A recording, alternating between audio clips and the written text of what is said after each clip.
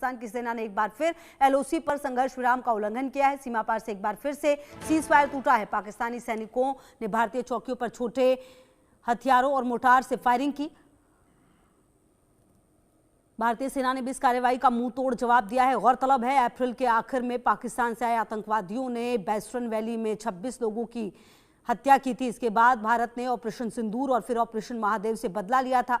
10 मई को दोनों देशों के बीच तनाव के बाद सीजफायर पर सहमति बनी। इसके बाद से बॉर्डर पर कोई उकसावे वाली कार्रवाई सामने नहीं आई। अब फिर से पाकिस्तान ने दुस्साहस किया है। पाकिस्तान की तरफ से फायरिंग के बाद एलओसी पर भारतीय सेनाएं पूरी तरह से अलर्ट है।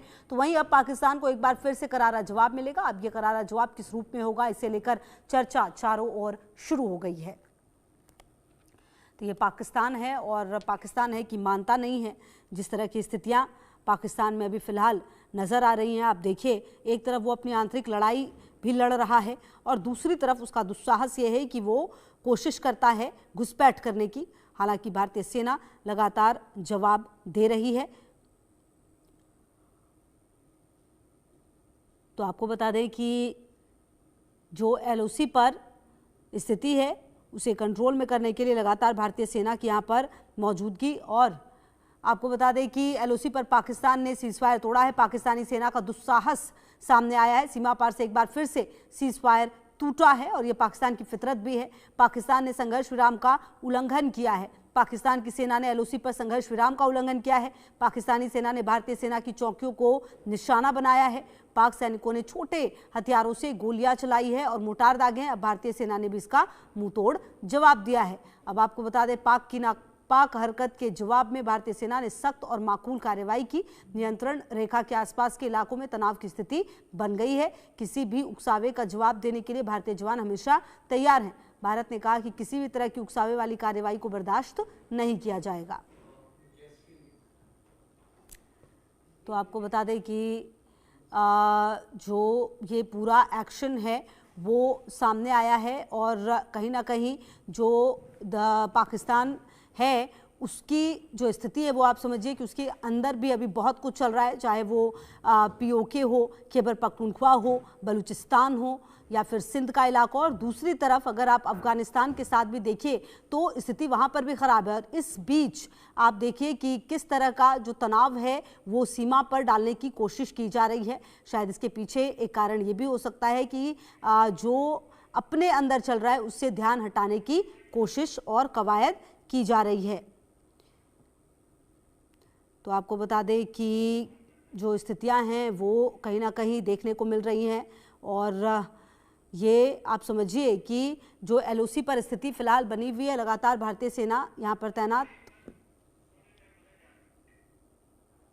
और लगातार कोशिश और कवायद यही हो रही है भारतीय सेना की भी तरफ से कि जो जवाब है वो लगातार दिया जाए, और हमेशा जवाब दिया भी गया है। और शायद यही वजह है कि जो पाकिस्तान है उसकी बौखलाहट लगातार सामने आती है। घुसपैठ की कोशिश जो है वो लगातार की जाती है। हालांकि घुसपैठ की कोशिश हर बार नाकाम हुई है और हर बार भारतीय सेना ने जवाब भी दिया है।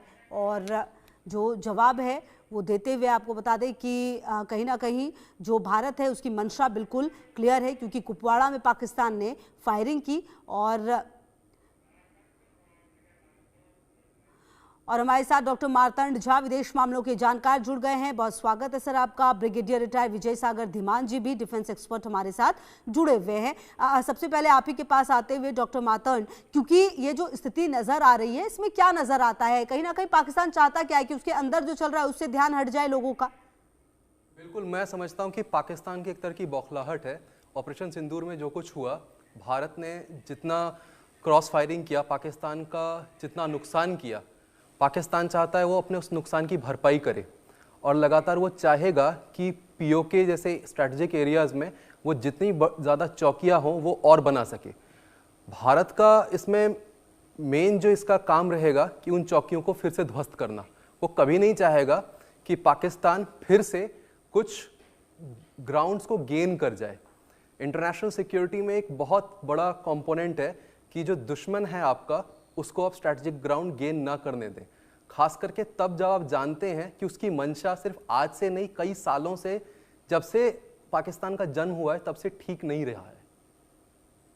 ठीक है, आप रहिए हमारे साथ और हमारे साथ विजय सागर धीमान जी की भी मौजूदगी लगातार है। अच्छा विजय सागर धीमान जी, जो स्थितियां फिलहाल नजर आ रही हैं एलओसी पर, वो क्या बताती है? क्या ये उकसावे की कार्रवाई पाकिस्तान की तरफ से हो रही है? और अगर ऐसा हो रहा है तो भारत की तरफ से ऑपरेशन 2.0 करते हुए टाइम नहीं लगेगा? इस बात का जिक्र लगातार हमारे सेना प्रमुख की तरफ से, सीडीएस की तरफ से, खुद रक्षा मंत्री की तरफ से भी कहा गया है। शायद फिर भी पाकिस्तान ये बात समझ नहीं रहा क्या?